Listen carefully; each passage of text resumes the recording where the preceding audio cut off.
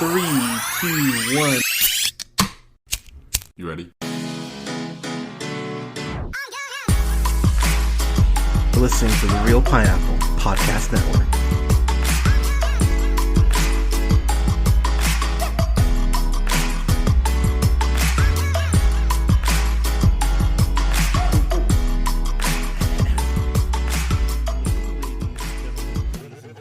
This is the Real Pineapple. This is your humble host Hunter here. Hope you're having a great night, day, weekend, whenever you're checking this out. I've got a review for Love Gets a Room, which stars the horribly talented Clara Regard, who you probably know most likely from Black Mirror, but then she was also in this horribly underrated film called Teen Spirit, which if you have not seen Teen Spirit, watch Teen Spirit. It fucking rules. But she was also in I Am Mother. I'll talk about her in a moment, but this also stars Fredia Walsh-Pilo, who you know from Coda. He played Miles. He's great in Coda. He's fucking Alfred the Giant on Vikings. He was great on there. And my favorite role is Connor on Sing Street. Sing Street, one of the most underrated films in the last decade. If you've not seen Sing Street, you need to watch Sing Street. It fucking rules. But this movie is directed by Rodrigo Cortez, and Rodrigo Cortez directed Ryan Reynolds and what I still think is a top 4, if not a top 3 performance from Reynolds in that film Buried. That movie's incredible. If you've not seen Buried, pause this review. It's okay. I'll be here. I don't ever leave. But but pause this review, go watch Buried, and then come back, because Buried's fucking incredible, and that's a god tier performance from Ryan Reynolds. He's great in that. But this movie, it takes place in the Warsaw Ghetto, and they put on this play back in 1942, January of 1942 to be exact. And of course, this is in the middle of the war. You know, Nazis are running rampant. And what I really dug about this movie is I like stuff where it's like a movie within a movie. And if you can pull that off, I'm kind of a sucker for that. And this movie does such a great job of using this play to go ahead and add this tension of Nazis closing in on these Jews. And the way that the film ramps up, it's done in real time. So as you're watching the play, you know, the walls are closing in, and it adds such a level of anxiety to this movie, which actually enhances it. And I mentioned her already, so I might as well go back to her. Clara Regard, she's special. I know she hasn't done a ton of stuff, but she's one of those people. I mean, she was born in 97, so she hasn't been acting, I don't think, very long, but she's great. And I actually got a chance to talk to Rodrigo Cortez about this movie. When you hear this review, the interview will be up as well, so go check that out. I had a lot of fun talking to him. But in talking to him, he talked about how important it was and how nerve-wracking it was to go ahead and find people who were able to put on this play but still act as the walls are closing in. And that's a hell of a balance to be able to strike. And that is the biggest compliment I can give the cast, is that everyone involved in here, whether it's Clara Regard, whether it's Fredia Walsh-Pilo, whether it's Mark Ryder, or it's Valentina Bell, like everyone in this movie knew the assignment, as you kids would say, and knew the roles and were able to step into them and knock them out of the park. I was so impressed with everybody in this, and I mentioned him as well earlier, but Fredia Walsh-Pilo, I really dug him as Edmund in this, and Mark Ryder playing Patrick. It's a classic tug of war between Stefcia being torn between two guys. She has her partner, who is Edmund, and then Patrick is the guy she used to date, who's kind of a jock, kind of a dummy, but at the same time, he's kind of making that last push, because maybe there are some unresolved feelings there. And what I appreciate about this movie, I know I mentioned the play aspect, but I'm a sucker for a good play, and all of these numbers. This is based on an actual play, and the fact that everyone in this movie was able to pull off the play aspects, but still do their jobs. I went, hell yeah, this is fucking awesome that this is feeling so effortless. I haven't mentioned him yet, but Henry Goodman plays this guy named Zyberman, pardon me, and he's such an asshole. He thinks he's very much the older guy of, I've lived longer, so I know better. And the way that him and Steph Shia clash on stage, especially, is really fun. It's a nice juxtaposition because Steph Shia, she very much knows what she wants, and even if she doesn't, she wants to be given the chance to learn what she wants. That's the big thing with her. And when you find out why she's in danger outside of the fact, fucking Nazis, there's something involving money, and I'll just leave it at that.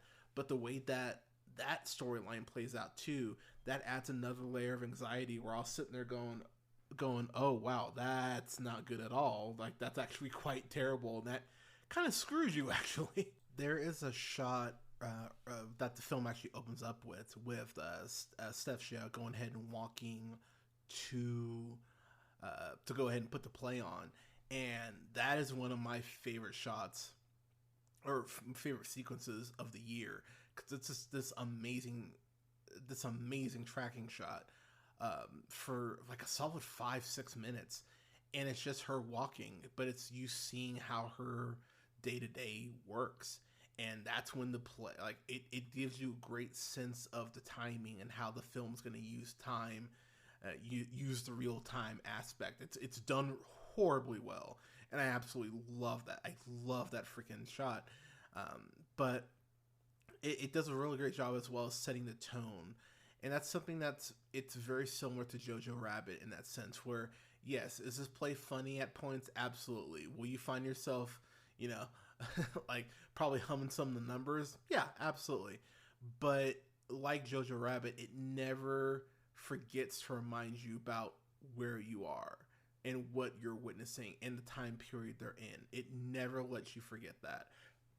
And the film is actually much better for that. It leans into that in the best way. I was very impressed with how that was handled.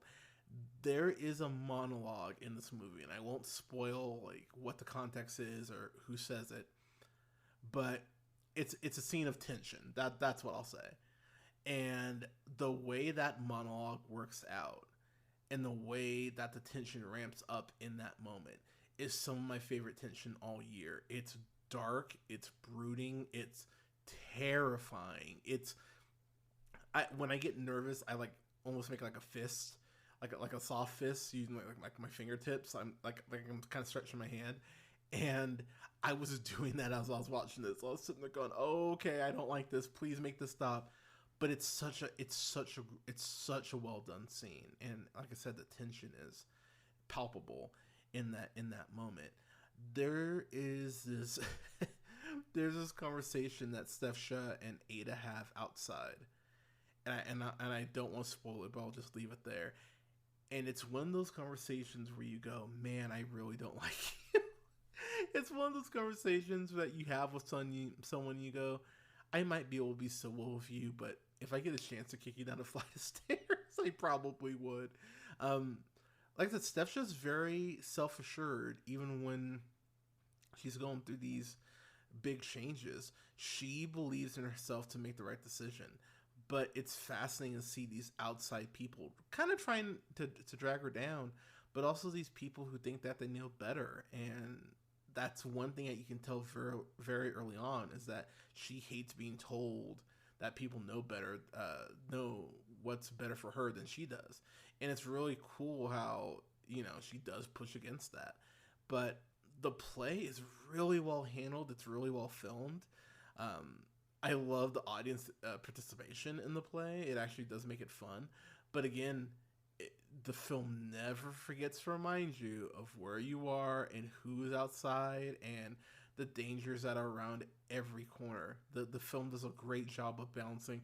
This would feel overwhelming, I think, for a lesser director, because there are quite a few plates that this film is needing to spin, and yet it does a great enough job of balancing each one that you go, oh yeah, this is working for me. I really don't have any complaints about this. I thought this was just a great flick, and it's a great historical drama as well. This is a solid A for me. I really enjoyed this, and this is something that if it gets a physical release, that would be cool. But I'll end up getting this on digital. It's a great film, and if you're a fan of historical dramas, like if you wanted if you wanted War Horse, but you wanted it to be much better, watch something like this. This is actually really good. I would highly recommend this. I think this is good shit. But yeah, check out Love Gets a Room. It's really great. But yeah, everyone, Love Gets a Room. Have you seen it? What'd you think of it? Let us know in the comments. You can follow yours truly on the Twitter, on Instagram, and oh my god, it's TikTok. There we go. At jhunterreelpineapple. You can follow me on Letterboxd at Black Shazam. Don't forget to like, share, subscribe, and rate the podcast. It definitely helps us out. You can find us on SoundCloud, Apple, Google Podcasts, Podbean, Stitcher, iHeartRadio, Spotify, Amazon Music, TuneUp, and Samsung Podcast at The Real Pineapple. You can go ahead and just search us on YouTube at The Real Pineapple. That's REEL Pineapple. And go ahead and find our channel there. Subscribe. I'm uploading all of our backlog. All of our old stuff is appearing on the channel there. So if you prefer YouTube, you'll be able to listen to us there. And our new stuff is dropping on there as well. So don't worry, you're not missing out on anything. But yeah, check us out on YouTube. You can go ahead and like both our pages on Facebook at The Real Pineapple and Real Pineapple Games. That is one more time REEL Pineapple. And you can go ahead and follow me on Twitch at twitch.tv/jhunterreelpineapple. I'm going to be hopping on there next week because AEW Fight Forever is coming out. I am so excited to play that freaking game. So stay tuned to our socials. I'll be updating my schedule next week for when I'm going to go live. And I'm still trying to figure out my streaming schedule because I do a lot of recording, y'all, but I do want to go ahead and just hop on Twitch and give myself a little another outlet creatively. And I'm really excited to start doing that. But yeah, we're gonna have quite a few reviews coming out here soon, including reviews for Barbie Nation. I had an interview with the director, which I'm real excited to bring that to y'all.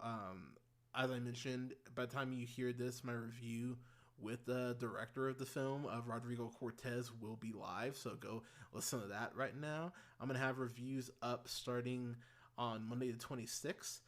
For the first 4 Indiana Jones films. So 26th will be Raiders, 27th will be Temple, 28th will be Last Crusade, 29th will be Kingdom of the Crystal Skull, with my review of Indiana Jones and the Dial of Destiny dropping on the 30th. So go ahead and keep your eyes out for that. And then I'm going to have a review up for the 4th of July. Haven't decided what I'm going to review, but I'm going to review something for the 4th. And I'm going to start reviewing the Mission Impossible films probably the week of the 10th leading up to Dead Reckoning. I believe that's on the that's July 12th it comes out. Well, crap, I guess I'm starting those probably crap. I might start those next week then. But I'll have reviews for all the Mission Impossible films I haven't reviewed. I believe I reviewed Fallout. I think that's the only one I've reviewed. So I have reviews for all the other ones. But I'll keep you all updated on that as well. But everyone, thank you so much for listening. Stay safe out there. Take care of each other. Stay cool. And we'll talk to you soon.